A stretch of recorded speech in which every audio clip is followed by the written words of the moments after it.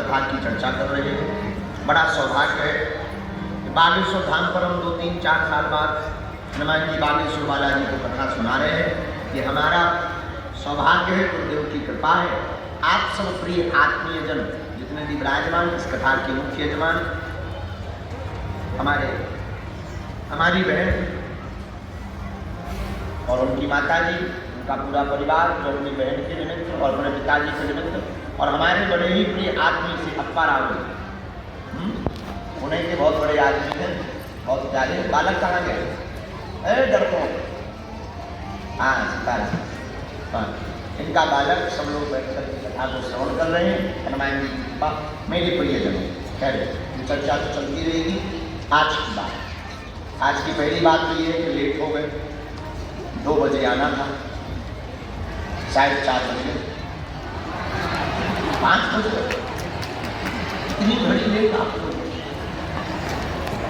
कितने टाइम से चलते हैं? टाइम के कितने पक्के हैं। हम आते जाते जल्दी, बेटियां आ गई। आज वो वस्त्र वितरण होने थे, कार्ड वितरण होने थे, समधियों से मिलने में व्यस्त हो गए।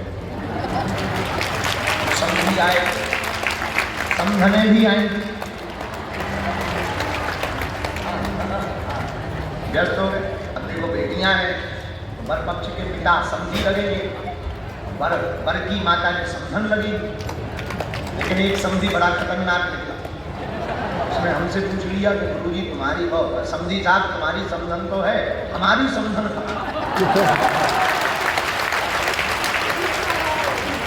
उसको कोई जवाब नहीं दे पाए। उनका होगी नहीं, क्या बता कोई जवाब नहीं दिया, चुप हो गए थे। वो पूछ रहा था। विनोद की बात है, हमारी बेटियों को मिल रहे थे, ऐसी बेटियां जिनके माँ बाप नहीं हैं, उन बेटियों को आज पास, मीटिंग, उनके वस्त्र, दामादों के वस्त्र, दामादों की सामग्री और एक आश्चर्यचकित घटना भी आज हमने देखी। हमारा तो हृदय तब से बहुत ज़्यादा भावुक है। एक बेटी खाना नहीं खा रही। खैर ऐसा करना नहीं चाहिए क्योंकि संख्या सीमित है, सामर्थ्यता हमारी ज़्यादा है नहीं जितनी सामर्थ्यता हनुमान जी हमें दें। अब हम कोई राजनेता तो है नहीं, हनुमान जी जितनी सामर्थ्यता हमें देते हैं, प्रयत्न है कि मानव सेवा हम करें। और एक बेटी बेचारी रोने लगी, माता पिता उसके हैं नहीं, रोती हुई अचानक आ गई। तो हमने पूछा क्या बात? बाद में पता चला कि जो है उसकी शादी तय हो गई, तो घर पे कुछ नहीं, तो वो उसकी बहन बेचारी रो रही थी बहुत ज़्यादा। तो हमसे रहा नहीं गया और उस बेटी को फिर हमने अंततः ये किया कि 151 तो हो गए, भले ही बढ़ जाएंगे, भगवान व्यवस्था करेंगे, इस बेटी का भी पूरी सामग्री से इसे मंडप से विवाह कर जाएगा।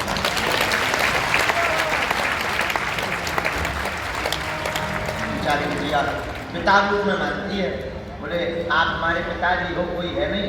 तो 4 दिन से उसने भोजन नहीं किया। बाकी ऐसा सब करना नहीं हुई क्योंकि हमारी इतनी सामर्थ्यता नहीं है। लेकिन आगामी कन्या विवाह में हम जो है अब मोटरसाइकिल ना दे करके संख्या बढ़ाएंगे,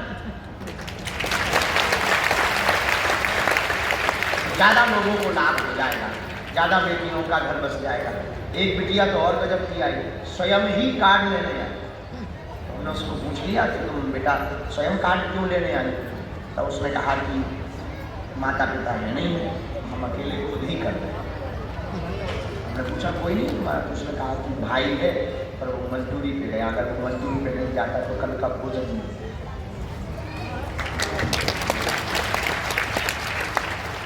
बिटिया भी जो है आई, उसको भी मिले, उसका भी फिर सामान दिया और उस बिटिया के लिए उसका जो पिता जो जहाँ शादी हो रही उस परिवार को बुला के उन्होंने कहा ऐसी बेटियों की जो विवाह होते हैं हृदय मुझे लगता है हनुमान जी देखो करवा तो आप ही लोग रहे, हम तो निमित्त हैं, हम तो केवल बोलने वाले हैं।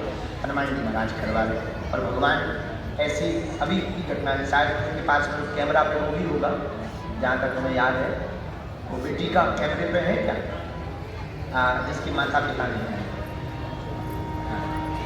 उसमें है उस बेटी का जो है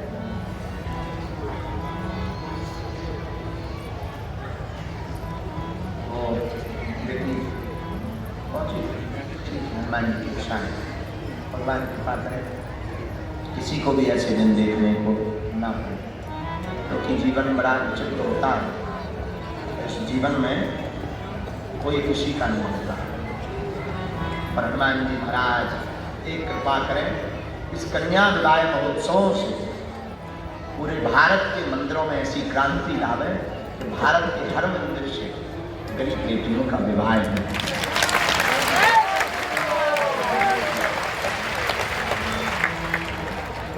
और सरकार को भी हम कहेंगे, हम प्रायः सरकार के लिए कभी बोलते नहीं हैं, और सरकार को भी कहेंगे कि मठ और मंदिरों को सरकारी अधिग्रहण से हटा करके मठ और मंदिरों में आने वाली चढ़ोतरी से गुरुकुलम विद्यालय और गरीब बेटियों के विवाह की योजना प्रारंभ करनी चाहिए।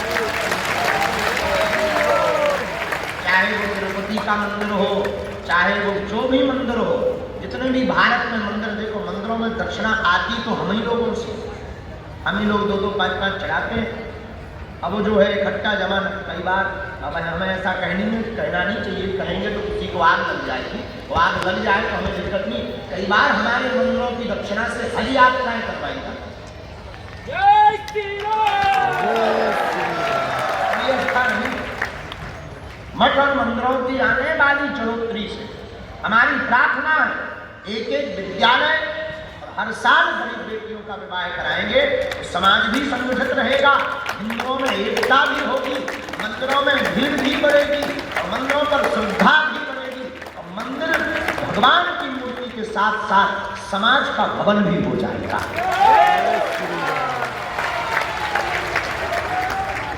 इसलिए अगर हमारी कोई बात को माने, अब देखो हम सरकार या न्याय प्रणाली तो है नहीं, साधु होने के नाते प्रार्थना कर सकते हैं।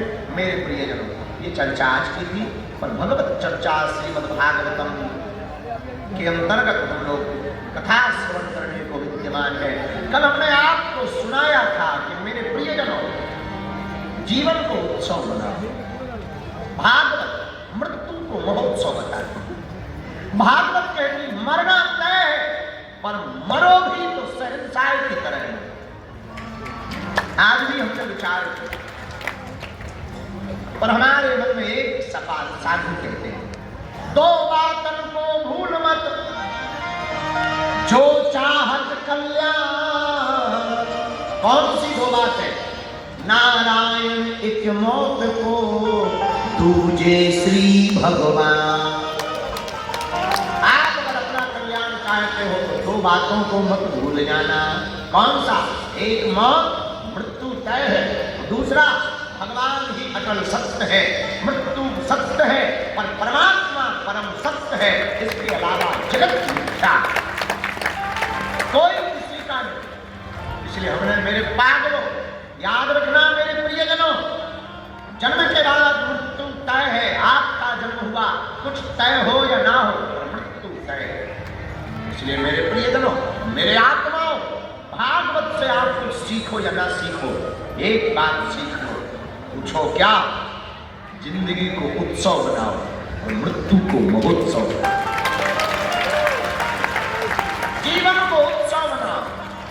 उत्सव का मतलब प्रसन्नता, उत्सव का मतलब जो सुख है उसी में प्रसन्न।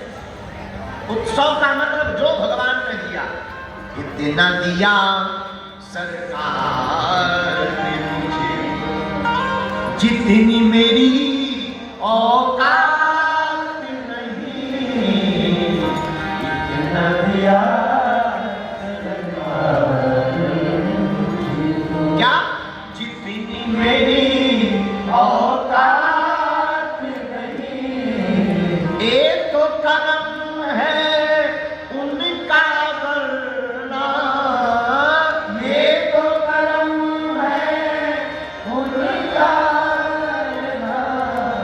मुझे में तो कोई ऐसी बात नहीं, इतना दिया सरकार। भगवान ने इतना दिया, मेरे आत्मा परमात्मा ने क्या नहीं दिया? विचार करना। भगवान ने 2 आंखें दी, कान दिए, नासिका दी, मुख दिया, कपार दिया, हाथ दिए, पैर दिए। विचार करो तुम कितने अमीर हो। किसी के तो पैर ही नहीं, किसी की तो आंखें ही नहीं, किसी के तो मुख ही नहीं, और तुम कितने धनवान हो। देख सकते, सुन सकते, गा सकते, खा सकते, चल सकते, ये भी क्या कम है।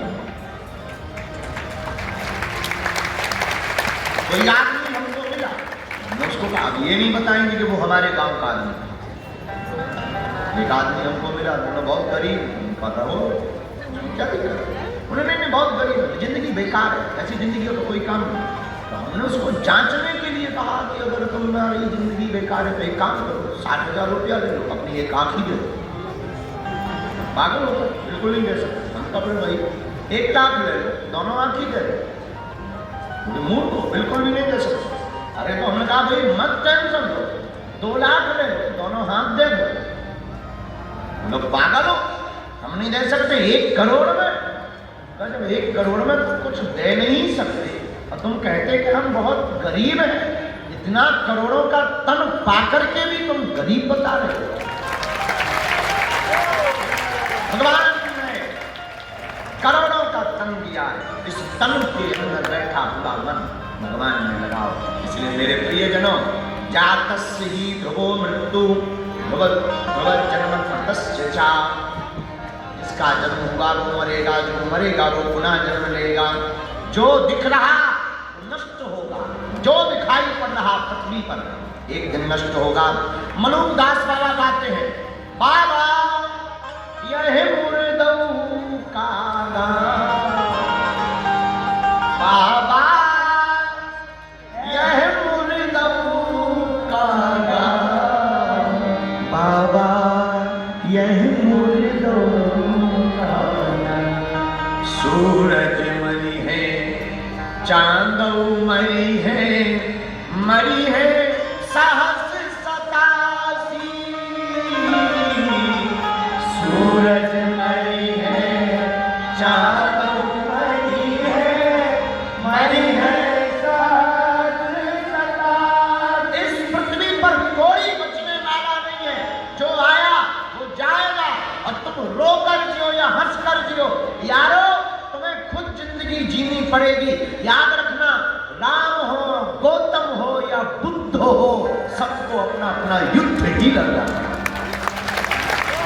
राम को अपना युद्ध लड़ना, भगवान कृष्ण को भी अपना युद्ध स्वयं लड़ना पड़ा, गौतम बुद्ध को भी अपना युद्ध स्वयं लड़ना पड़ा, मीरा को भी अपना युद्ध स्वयं लड़ना पड़ा, मीरा ने सूरदास को भी अपना युद्ध स्वयं लड़ना पड़ा, भैया रैदास को भी अपना युद्ध स्वयं लड़ना पड़ा, महावीर को भी अपना युद्ध स्वयं लड़ना पड़ा। मेरे प्रियजनों, कोई किसी का नहीं है, तुम्हें भी खुद लड़ना पड़ेगा।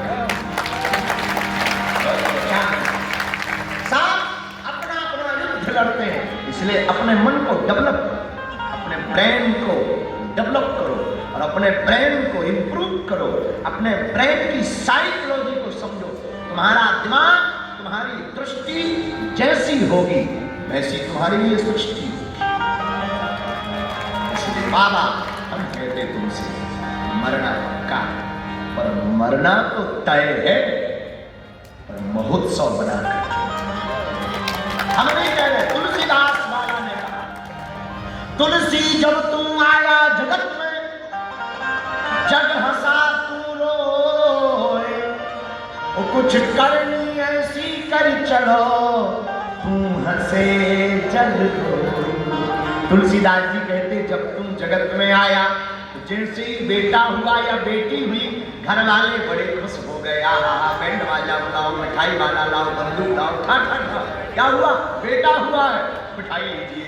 आहा, नारियल फोड़ो, बिटिया हुई है, जय जय। लेकिन जो हुआ है वो रो रहा, कहाँ आ गए, कहाँ आ गए, कहाँ आ गए, कहाँ आ गए। बाबा कहते हैं, जिसने जन्म लिया वो रो रहा, लेकिन जिसके घर जन्म हुआ वो हंस रहा। तुलसी जब तुम आया जगत में, जग हंसा तू रोए, और कुछ करनी ऐसी कहीं चलो, तुम हंसे जग रोए।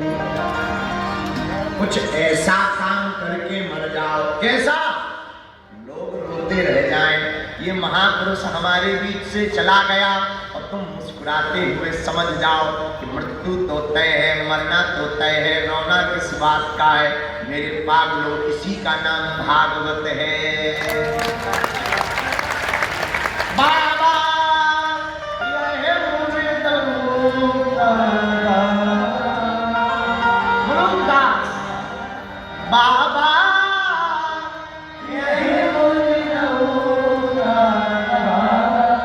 बाबा रे बाबा यह मोर दौलता,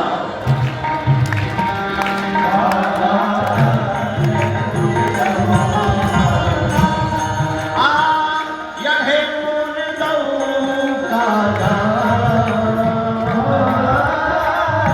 यह मोर दौलता, बाबा रे बाबा यह मोर दौलता।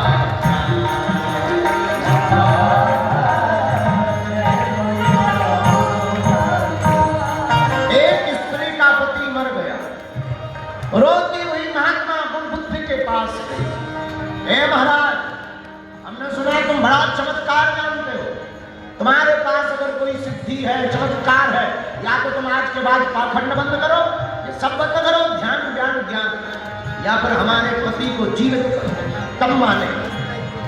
महात्मा बुद्ध मुस्कुरा कर बोले, बात तो सही है, पति की बेटी तेरा पति मैं बचा सकता हूं, तुम्हारे पति को मैं जीवित कर सकता हूं, पर शर्त एक है। क्या? मुझे कुछ सरसों चाहिए। महाराज पीली सरसों अभी लेकर आती हूं। महात्मा बुद्ध बोले, ठहरो, ऐसे घर से पीली सरसों मांगकर लाना जिसके घर में कोई मरा ना हो। स्त्री पूरे गांव में कोई ऐसा मिला ही नहीं जिसके घर में कोई मरा ना हो। वो भी समझ गई, आंख खुल गई उसकी, वो भी जान गए। इसलिए मनुष्य बोले, ओ बाबा यह मोर दौलता, बाबा यह मोर दौलता, ओ बाबा बाबा यह मोर दौलता।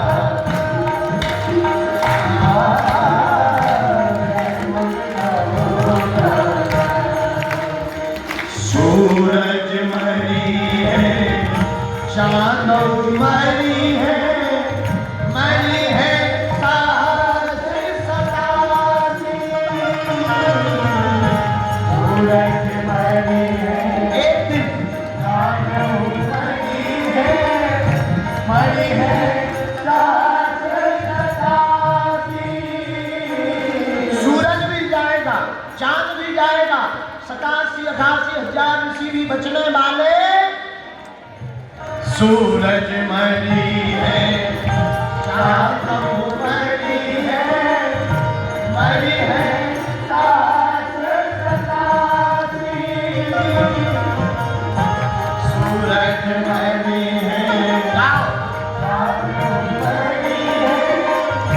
मरी है सास सतासी। पृथ्वी पर एक टिकेगा, इस पृथ्वी पर एक टिकेगा, सारे जग में एक टिकेगा, सारे जग में एक टिकेगा, जो कहलाए अविनाशी हो, जो कहलाए अविनाशी। यह मोर दौलता,